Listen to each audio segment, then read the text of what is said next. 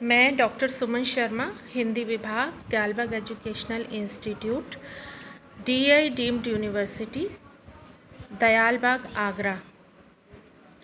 मैं MA हिंदी के विद्यार्थियों हेतु अपना ये वीडियो प्रस्तुत कर रही हूँ, जिस पेपर का नाम और नंबर है सामान्य भाषा विज्ञान HIM 703 यानी HIM 703। इसके अंतर्गत हम सबसे पहले जानेंगे भाषा का अर्थ और स्वरूप।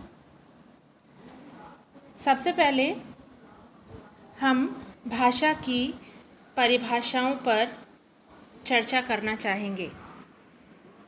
स्फुटवाक् करणोपात्तो भावाभिव्यक्ति साधकः संकेतितो ध्वनिव्रातः सा भाषेत्युच्यते बुधैः। ये कपिल द्वारा दी गई परिभाषा का उल्लेख मैंने उसे प्रस्तुत किया। इसका अर्थ है व्यक्त वाणी के रूप में जिसकी अभिव्यक्ति की जाती है उसे भाषा कहते हैं।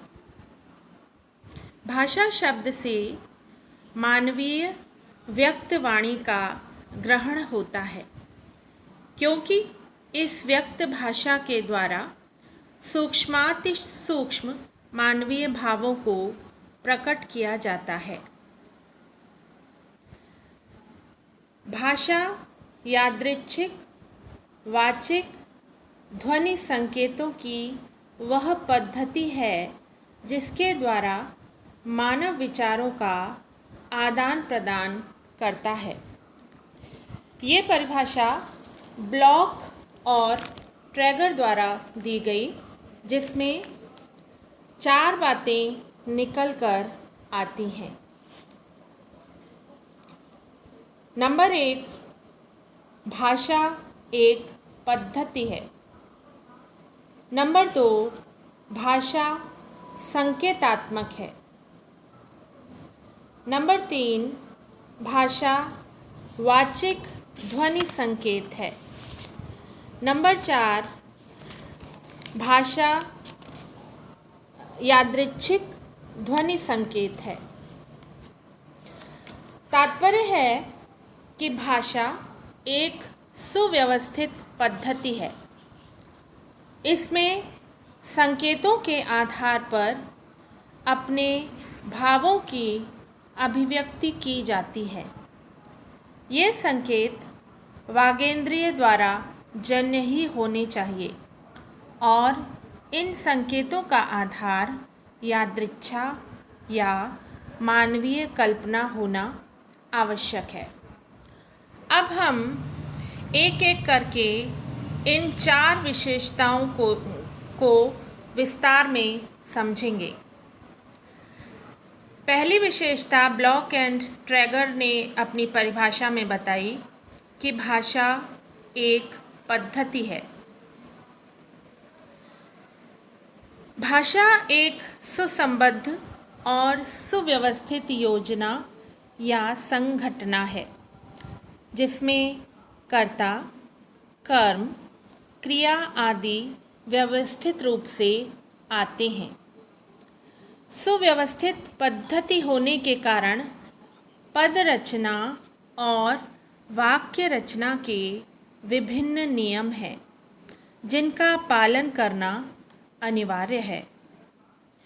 किन शब्द रूपों में तृतीया एकवचन में न का ण होगा, किन में नहीं होगा, किन शब्दों में तृतीया एकवचन में आ लगेगा और कहाँ नहीं लगेगा, इस व्यवस्था का ही फल है कि किसी भी भाषा का भाषा वैज्ञानिक दृष्टि से विवेचन और विश्लेषण किया जाता है और इसके लिए विभिन्न नियम बनाए जाते हैं। दूसरी विशेषता ब्लॉक एंड ट्रैगर की परिभाषा में ये निकल के आती है कि भाषा संकेतात्मक है। यहाँ पे हम इस बात को इस तरह समझेंगे कि प्रत्येक भाषा में जो ध्वनियाँ उच्चारित होती हैं उनका किसी वस्तु या क्रिया या कार्य से कोई न कोई संबंध होता है। ये ध्वनियाँ प्रतीकात्मक होती हैं। इनका किसी विशेष वस्तु या क्रिया से मौलिक संबंध नहीं है।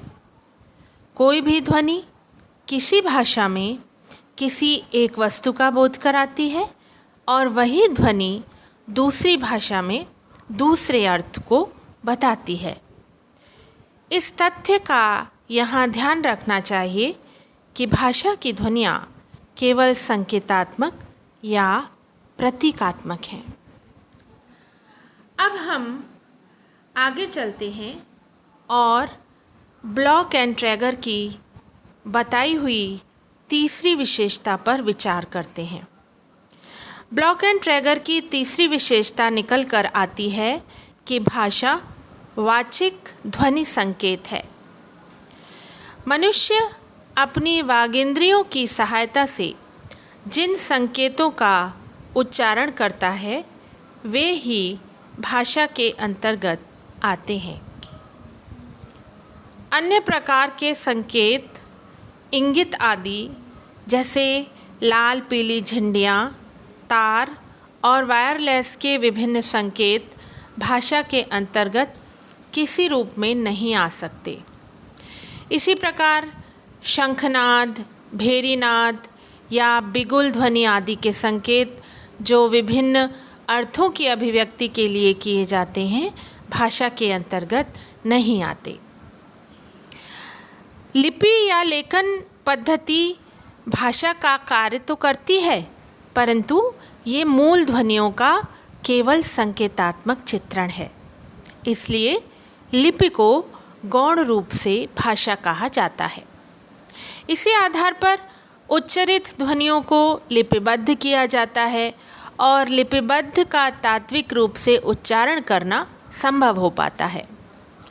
यहाँ पर हमको ये भी समझ लेना चाहिए कि वागेंद्रिय से उत्पन्न सभी ध्वनियाँ सार्थक नहीं हैं और न उनका भाषा में ग्रहण ही होता है, जैसे छींकना, खांसना, घुर्राना, थूकना, चिल्लाना आदि। इनका भाषा शास्त्र की दृष्टि से कोई महत्व नहीं है और न ही इसका विवेचन भाषा के अंतर्गत किया जाता है। भाषा की चौथी विशेषता ब्लॉक एंड ट्रैगर ने बताई कि भाषा यादृच्छिक संकेत है। विभिन्न भाषाओं के अध्ययन से ये पूर्णतया स्पष्ट होता है कि भाषा में जिन ध्वनि संकेतों का उपयोग किया जाता है वे पूर्णतया यादृच्छिक यानी ऐच्छिक हैं। किसी भी विशेष ध्वनि का किसी विशेष अर्थ से मौलिक या दार्शनिक संबंध नहीं है। प्रत्येक भाषा में किसी विशेष ध्वनि को किसी विशेष अर्थ का वाचक माना जाता है और वह परंपरा के अनुसार उसी अर्थ का वाचक हो जाता है। दूसरी भाषा में अन्य शब्द उस अर्थ का बोध कराता है। यहाँ ये देखने वाली बात है कि यदि हम बालक की शिक्षा पद्धति और भाषा शिक्षण पद्धति को ध्यान में रखकर विचार करते हैं तो ज्ञात होता है कि बालक अपने माता पिता एवं संबंधियों के द्वारा उच्चारित ध्वनि संकेतों का अनुकरण करता है। वे जिसे माता पिता, भाई बहन, गाय घोड़ा आदि कहते हैं वो उसी प्रकार उनका उन्हीं नामों से उच्चारण करता है और उन्हें पुकारता है। यानी गाय को गाय, मामा को मामा, भाई को भाई, बहन को बहन, जिस प्रकार उन्हें बुलवाया जाता है वो उन्हीं नामों से उन्हें पुकारते हैं। इस प्रकार एक समाज में कुछ विशिष्ट शब्द प्रचलित हो जाते हैं और वो समाज उन विशेष अर्थों को ग्रहण करता है और दूसरे समाज में पला हुआ व्यक्ति उन्हीं अर्थों को व्यक्त करने के लिए, प्रकट करने के लिए पूरी तरह से भिन्न शब्दों का प्रयोग करता है। जैसे अंग्रेज़ी परिवार में पला हुआ बच्चा उपर्युक्त जो मैंने बताए अभी शब्द, उनको प्रकट करने के लिए मदर, फादर, काउ, हॉर्स आदि शब्दों का प्रयोग करता है। ऐसे ही मतलब हर भाषा के प्रयोग करते समय हर भाषा में इन शब्दों के लिए अलग शब्दों का उच्चारण किया जाता है। यानी जिस भाषा में संबंध बच्चा रखता है उसी भाषा में उन शब्दों का वो प्रयोग करता है। यहाँ पर ये उल्लेख करना भी आवश्यक मैं समझती हूँ कि ये संकेत पूर्णतया यादृच्छिक नहीं है। प्रत्येक भाषा में कुछ संकेत रूढ़ हो जाते हैं और उस भाषा में व्यक्ति विशेष अपनी इच्छानुसार नए ध्वनि संकेत का किसी विशेष अर्थ में प्रयोग तब तक नहीं कर सकता है जब तक उसको सामाजिक स्वीकृति प्राप्त न हो गई हो।